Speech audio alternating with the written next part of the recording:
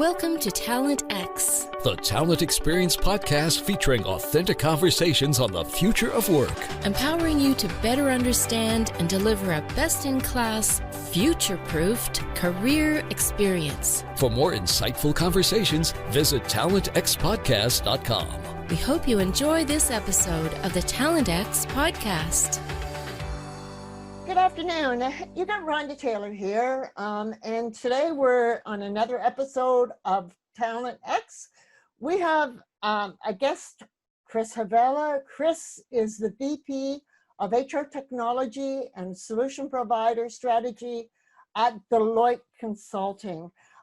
Chris is just a hardcore, HR technology solution provider, strategy person. She's no stranger to the space. She's a well-respected analyst before she ever joined Deloitte.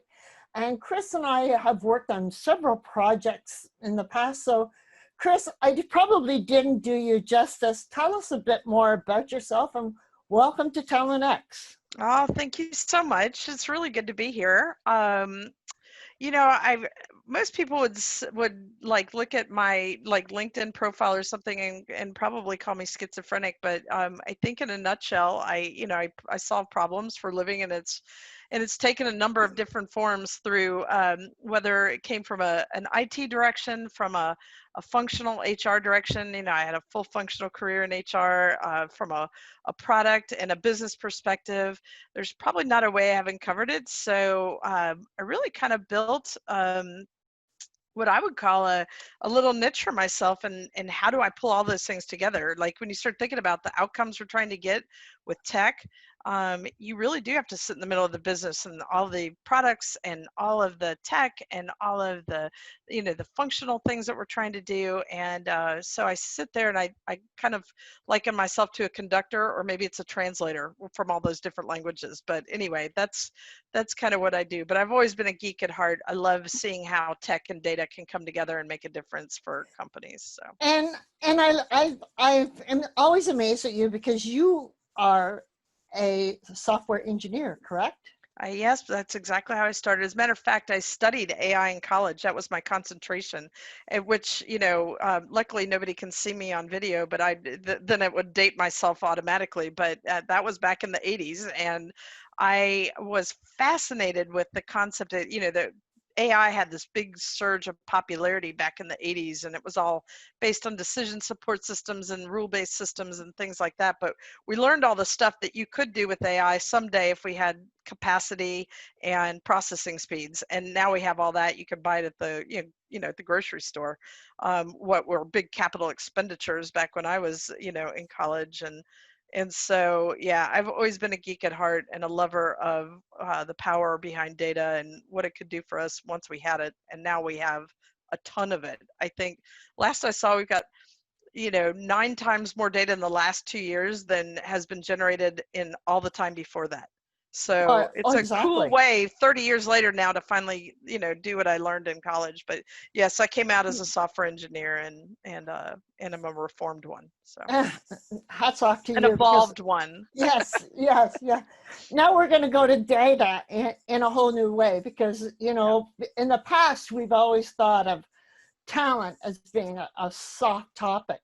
Yeah. But now talent, and especially now I'm going to pivot down to talent marketplace, has become very data driven. Yeah. And there's so much going on in this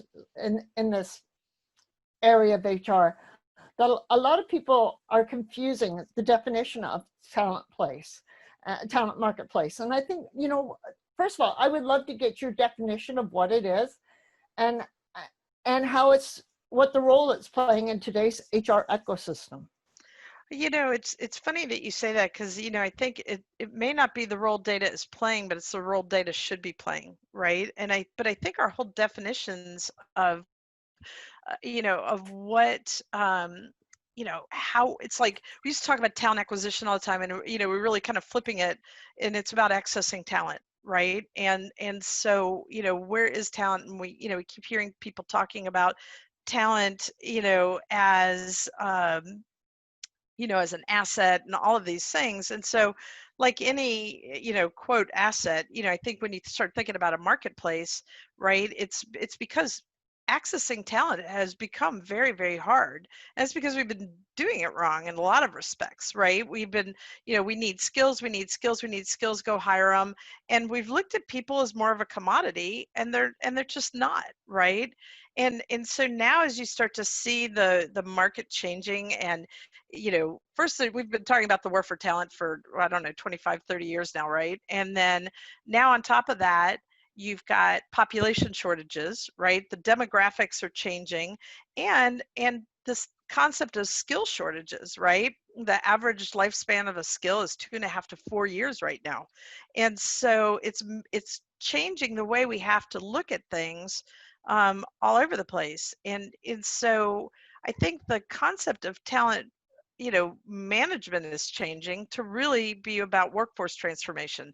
So I think right now what you're seeing is so many shifts in, we can't just keep acquiring talent. We have to move talent around, right? We have to access talent differently, whether it's through technology, whether it's through an alternative workforce, whether it's through our own workforce, whether it's outside. We have to look at this holistically. And so we're in this massive transformation right now. And so data is probably a great way for people, to kind of start to help to sort through this, because we can use technology to look through this data and find patterns and trends and all kinds of other things. But yeah, I do think things are changing and we're in such a flux. But a marketplace is essentially an exchange.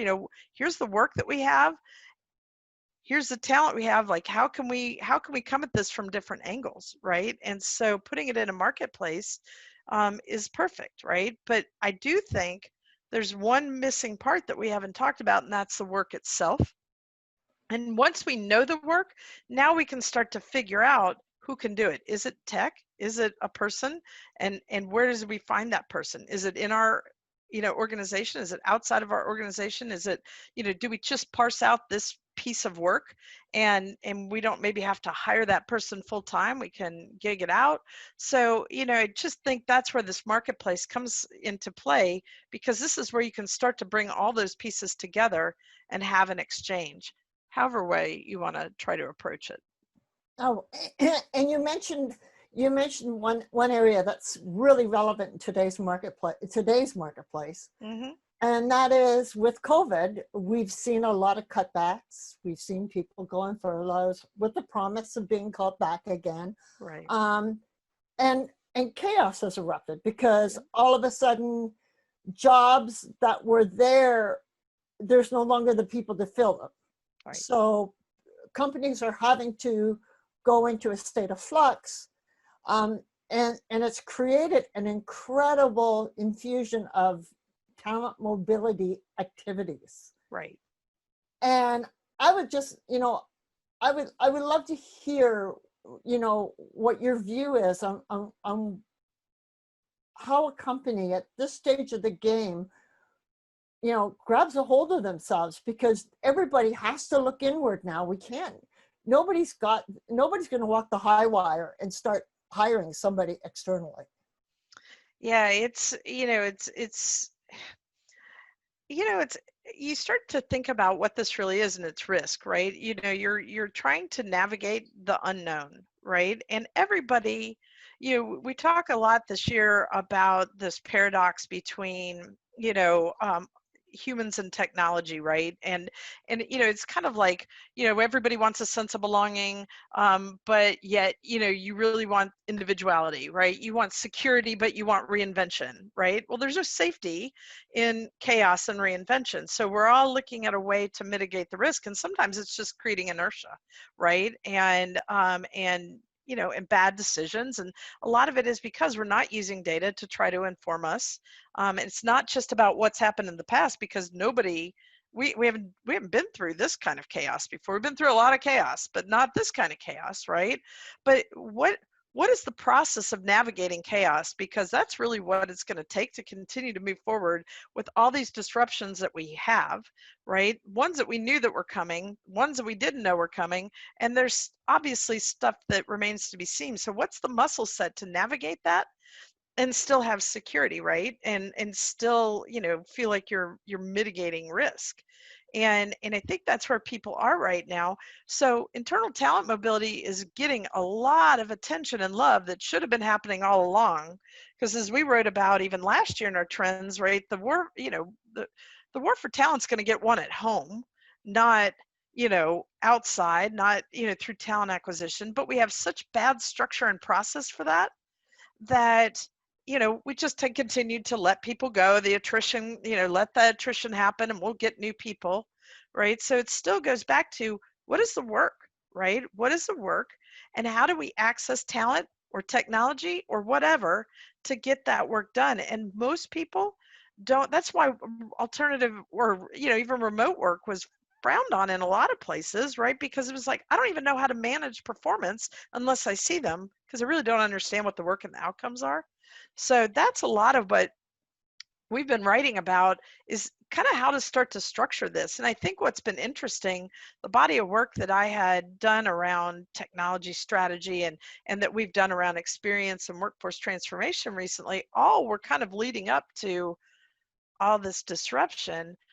But now we just have to fast lane it, right? Because companies are having to do this, what probably could have been a three-year transformation process in 3 weeks, right? Yeah, And yeah, so what's the fast lane? And it really comes down to a couple things, right? It's, what do you need?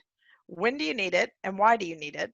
And, we're going to have to kind of pull together with our people and technology to try to figure out the how. Right? We're going to have to yeah. empower our people, and it's a little bit of a loss of control, but they're the ones closest to the what, when, and why of that work.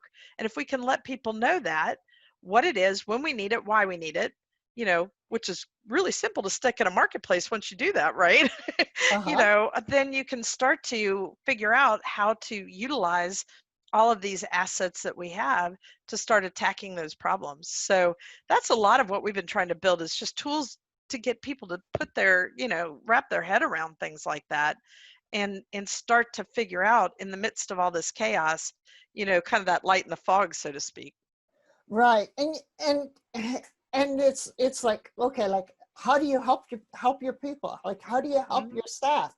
We're finding, What, when, why. And that why is important so they can connect to it, right? yeah, So they can have that feeling of belonging and connection, and I now know what my impact is, because look, this is what's needed to be done, and here's why I need to do it. And I can take not just my skills, right?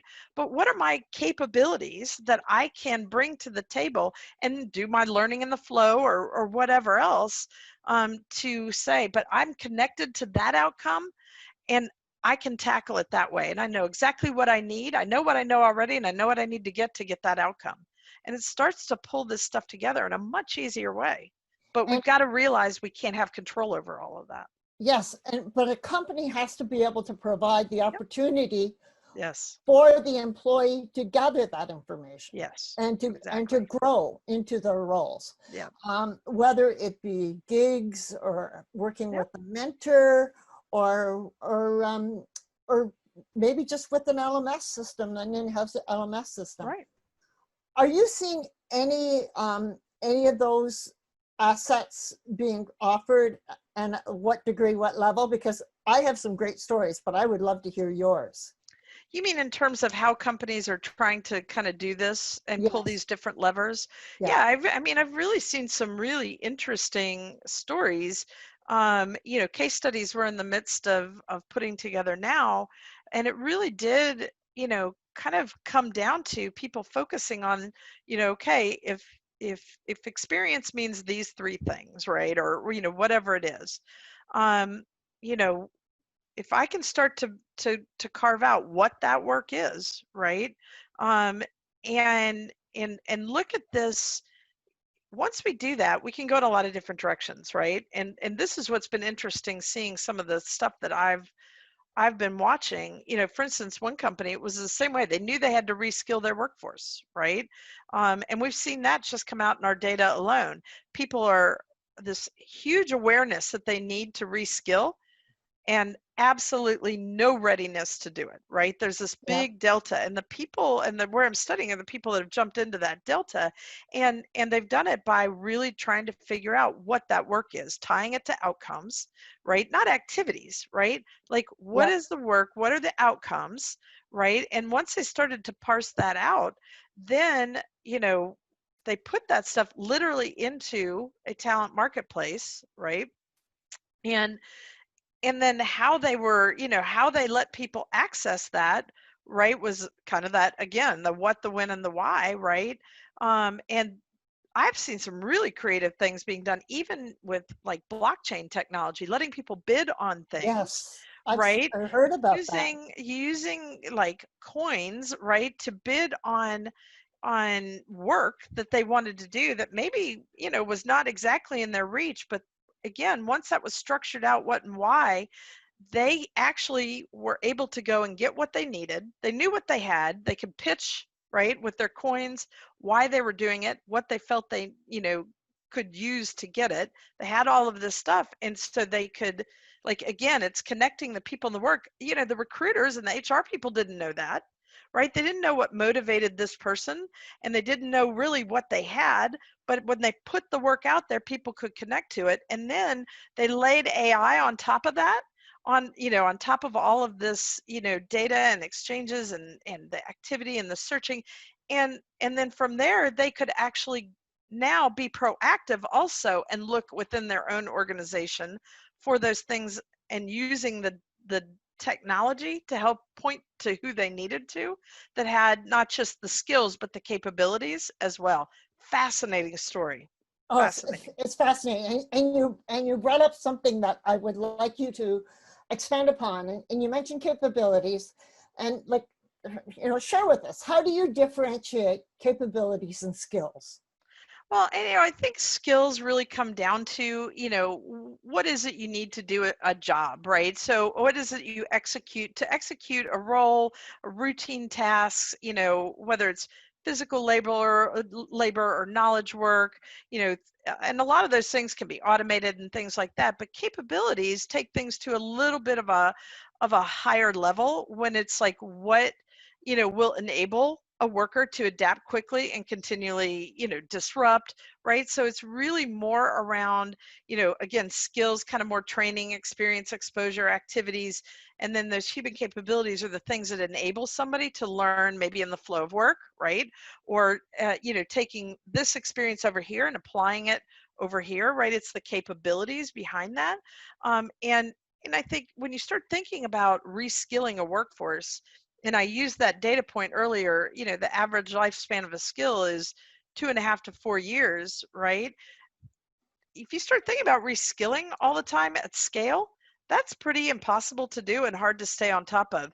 So some of the research that we've been showing and writing about has taken that to another level, because if you can focus on capabilities, you can pivot a lot easier, right? Then you can skill again in the flow of work, right? And it makes it a whole lot more easy to scale than just doing this blanket reskilling all the time. It's learning how capabilities translate into skills and what people need to get that as things evolve. Does that make sense? Sure.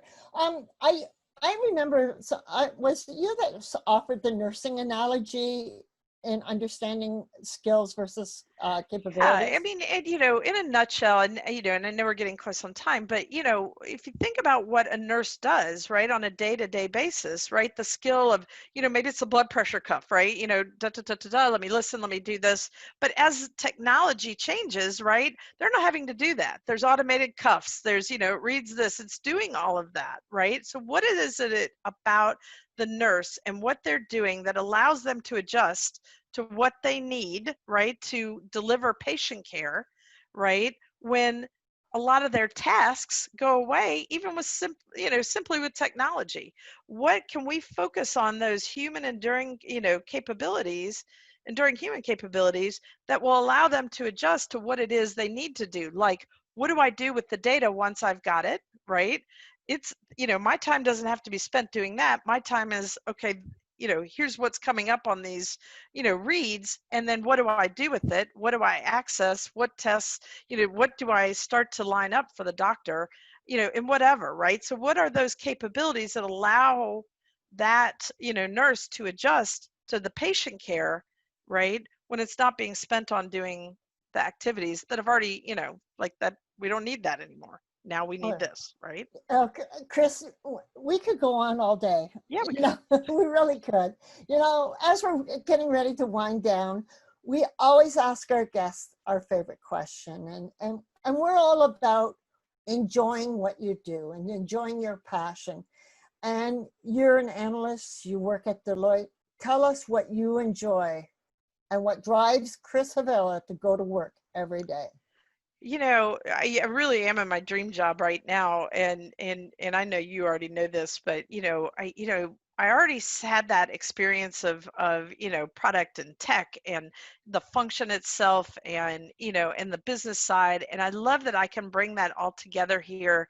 I had a whole career of doing this work, the transformation work, but with all this disruption, teaching people to how to do the same things that I've been doing in the midst of all this chaos is what really drives me. And I got to a point where I didn't want to do the execution anymore. I wanted to study it. I wanted to help people learn from it, take them through this stuff. And I love being at Deloitte doing it because we have this amazing execution arm of people who could do the work. And because I'm not doing the work itself, I can learn from them and the stuff that they're doing with all the clients. It's like being informed and helping inform.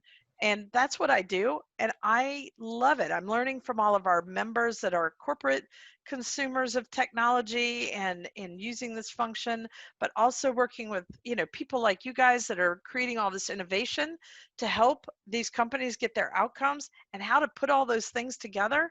Oh my God, it's a crime that I get paid, but don't tell my company that. But I love what I do. Hopefully they're not listening.